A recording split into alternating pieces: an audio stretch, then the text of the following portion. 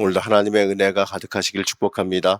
오늘 함께 보실 하나님 말씀은 시편 148편 14절 말씀입니다.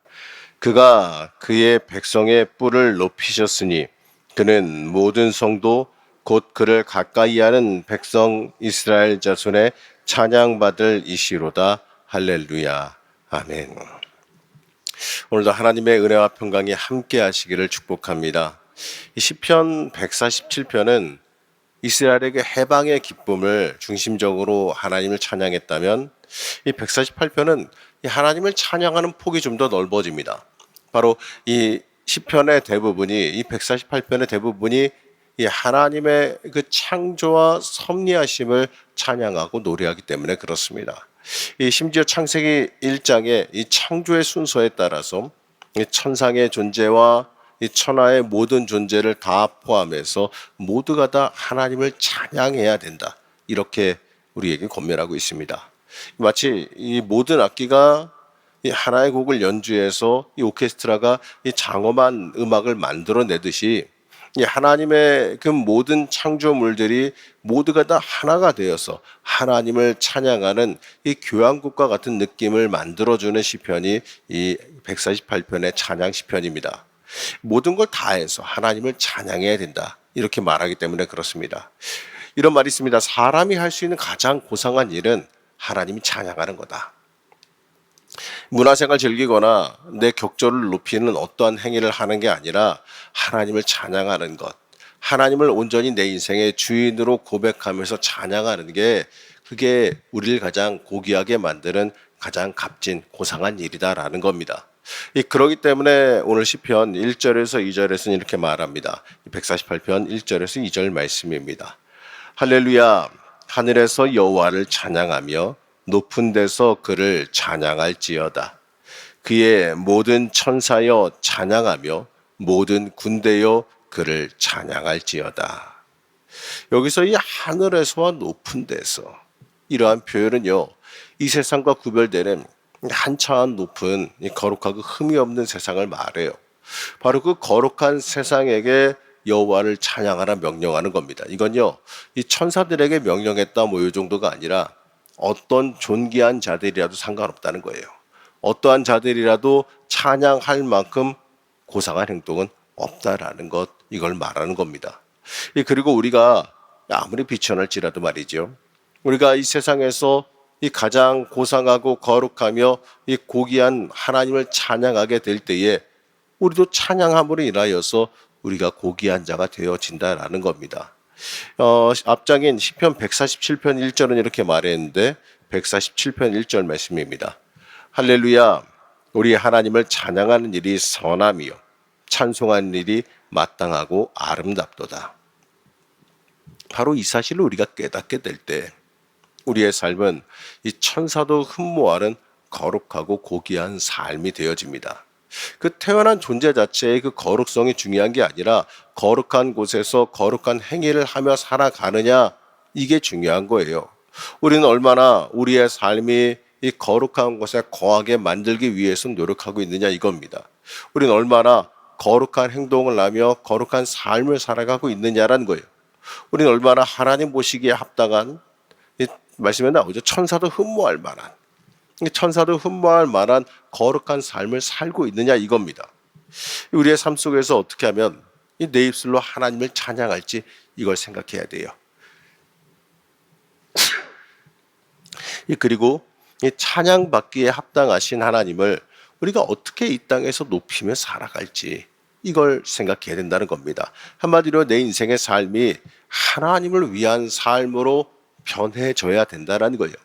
이 달라고 떼쓰고 소음풀이에만 매달리고 하나님께 빼앗으신 뭔가를 얻어내면 그 뒤로 얻어낸 것에 정신 팔려서 그게 질릴 때까지 그걸 주신 하나님과 소홀해지는 삶을 반복하며 살아가서는 안 된다는 겁니다. 내 삶이 고귀해져야죠. 이 고귀한 게 뭡니까?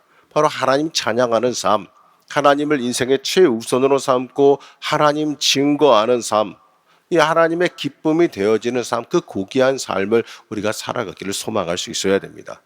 여러분 잘 알다시피 다윗이 칭송받는 이유가 뭐겠습니까? 이 시편하면 다윗과 솔로몬을 빼먹을 수가 없는데 특히 다윗을 빼먹을 수가 없죠. 이 다윗이 칭찬받고 칭송받은 이유가 뭐겠어요? 하나님께서 인정하시며 다윗을 높이셨는데 그 이유가 무엇이겠습니까? 이 다윗의 인생 자체가 거룩한 삶, 고귀한 삶, 천사도 흠모할 만한 삶을 살았기 때문에 그래요. 하나님 중심의 삶, 하나님을 우선시 놓고 살아가는 삶, 하나님을 어떻게 하면 기쁘시게 할까? 어떻게 하면 하나님 앞에서 정결할까? 어떻게 하면 하나님을 높일 수가 있을까? 내가 가는 길이 하나님이 원하시는 길인가? 항상 모든 것의 관심사가 하나님께로 향해 있었기 때문에 그렇습니다. 이 다윗의 삶이 거룩한 삶이고 고귀한 삶이기 때문에 그래요. 물론 우리의 삶에 이 당장 직면한 문제들을 가지고 우리가 기도를 하긴 합니다. 이 소원의 제목이나 이 문제 해결을 위해서 기도해야죠. 해결이 하나님께 달려 있으니 당연히 하나님께 기도해야 되고 하나님께 매달려야 되고 하나님께 해결 받아야 되는 건 맞아요. 하지만 더 중요한 게 뭐냐? 그걸 통해서 내가 거룩해지기를 함께 소원할 수 있어야 된다는 겁니다. 내가 존재하는 이유가 무엇인지를 명확하게 깨달아 알아야죠. 이 세상의 모든 게 다 하나님 겁니다. 그리고 모든 것이 다 하나님을 위해서 존재합니다. 오늘 5절 말씀에서 그가 명령하심으로 지음을 받았도다 이렇게 말하지요. 하나님께서는 창조하시는 분이에요. 명령하시는 분이에요. 이 피조물들은 그러기 때문에 이 창조주 하나님께 순종해야 될 존재라는 걸 명확하게 인식할 수 있어야 된다는 겁니다. 바로 모든 피조물들이 하나님 찬양하는 것, 그것이 지극히 당연하다라는 것이지요.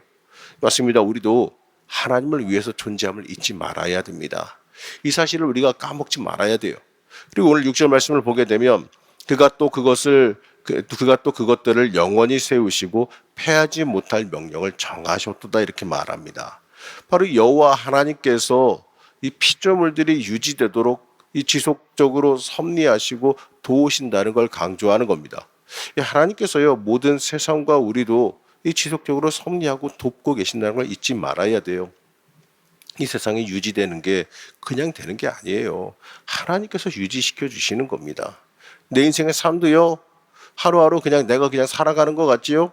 하나님께서 지켜주시고 살게 해주시지 않으면 그냥 금방 사그러들고 마는 게 우리의 인생이에요. 알고 지내던 분이 얼마 전에 돌아가셨는데 그냥 이유가 없어요. 멀쩡하게 나이도 저보다 젊은데 멀쩡하게 그냥 잘 지내고 일상 보내고 있다가 그냥 아무 이유 없어요. 평소에 아픈 데도 없어요. 그냥 쓰러졌어요. 심근경색이라는데 그냥 심장마비래요. 그냥 뭐 그냥 갑자기 쓰러져서 주변에서 대처를 했는데도 불구하고 병원에서 그냥 가자마자 젊은 나이에 그냥 갔어요. 이게 하나님께서 살려주시지 않으면 우리가 살아가지 못한다는 걸 깨닫게 되는 거예요. 그걸 보면서 안타깝지만 내가 그냥 살아가는 거예요. 그냥 살아가는 것 같죠? 아니에요. 하나님께서 살려주시니까 사는 거예요. 물론 생명은 하나님께 달려있기 때문에 그건 우리가 뭐라고 말하시는 부분은 아니에요. 하나님과 계획과 뜻이 어떠한지 모르지만 어쨌든 간에 우리가 잊지 말아야 될 건 말이죠. 내가 숨 쉬는 것마저도 은혜라는 걸 잊지 말아야 돼요. 내 인생도요 하나님께서 개입하시고 지키시고 도우시고 계십니다. 그걸 잊지 말아야 돼요. 그렇기 때문에 우리는 하나님을 온전히 삶 가운데 높이며 살아갈 수 있어야 됩니다. 오늘 말씀의 시인은 7절에서 14절을 통하여서 천하 모든 만물들이 여호와를 찬양해야 된다 이렇게 말합니다. 모든 이 두려운 현상마저도요 하나님의 섭리 아래 있음을 강조하고 있어요. 이 시인은 이 세상에 존재하는 모든 종류의 생물들, 이 보잘것없는 생물들까지도 하나님께 찬양을 드려야 되는 대상으로 말해요. 이건요 어떠한 상황에 처한 사람일지라도 마땅히 하나님께 이 찬양을 드려야 되는 존재라는 것을 말해주는 겁니다. 이 주어진 환경이나 상황이 우리의 찬양의 이유를 바꿀 수가 없어요. 내가 아프다 그래서, 내가 병들었다 그래서, 내가 어려운 환경을 마주했다 그래서 내가 찬양할 이유를 잃어버리면 안 됩니다. 찬양은 이 상황 가려가며 하는 거 아니에요. 좋으면 하고 싫으면 안 하고 이게 아니에요. 하나님 높이는 찬양은 하나님의 이 피조물 된 존재로서 당연하게 우리가 행해야 되는 의무입니다. 내가 나를 위해서 존재한다? 이런 착각은 내려놓으세요. 나는 하나님을 위해서 존재한다는 그 사실을 잊지 말아야 됩니다. 내가 간구하는 그 모든 소원의 제목도요, 나를 위한 기도 제목이 아니라 내가 하나님께 쓰임 받기 위해서, 내가 하나님을 높이고 하나님을 찬양하기 위해서 이루어져야 되는 기도의 제목이 되어져야 됩니다. 이 내 기도의 목적과 방향이 바뀌어야지요. 내 삶의 이유와 방향이 바뀌어야죠. 우리는 하나님께 부름받은 자라는 걸 잊지 마시기 바랍니다. 우리는 이미 하나님의 것이에요. 그렇기 때문에 우리는 하나님을 찬양하는 인생을 살아가야 됩니다. 그것을 온전하게 고백하며 살아가는 사람들이 하나님 보시기에 이 복 주시기에 합당한 사람이 되어진다는 것도 잊지 마시기 바랍니다. 이 복받는 삶을 살길 원한다면 하나님이 찬양하는 삶, 하나님 높이는 삶, 하나님의 명령 앞에 전적으로 순종하는 삶을 살아가시기 바랍니다. 내가 그렇게 하나님 앞에 온전히 다 드리고 내 마음이 하나님께 향하고 매 순간순간 모든 삶이 하나님께 감사가 넘쳐 흐르게 되잖아요. 나도 모르게 내 입에서 찬양이 흘러나와요. 여러분, 그 삶을 여러분 생각하셔야 됩니다. 내가 성령 충만하면 찬양이 넘치게 되어 있어요. 내가 성령 충만하면 내 삶이 하나님의 역사가 임할 줄로 믿습니다.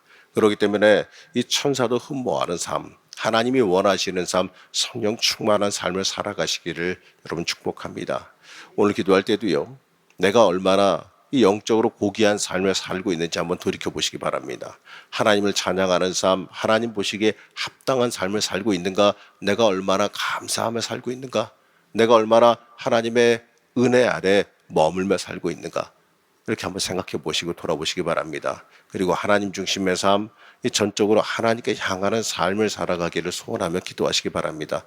그게 우리의 인생의 가장 복된 삶입니다. 오늘도 기도하실 때 하나님의 자리, 하나님을 향하는 내 마음을 온전히 주님 앞에다 쏟아 놓으시는 시간 되시기를 간절히 축복합니다. 잠시 기도하겠습니다.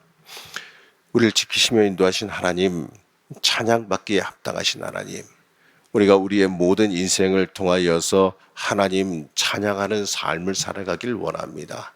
하나님 높이는 삶을 살아가길 원합니다.